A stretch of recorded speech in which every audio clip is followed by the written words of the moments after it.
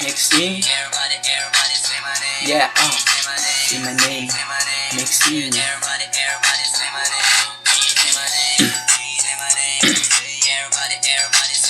Say my name. Mixing. Say my name.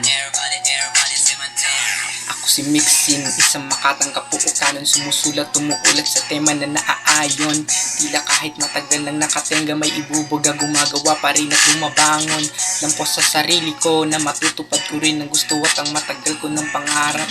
Yan ang makatapang sa entablado, kumakanta habang meron sa akin na pumapalakpak.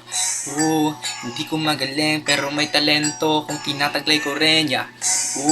Minsan ay madilim pero alam ko sa sarili ko na kaya ko rin, ha.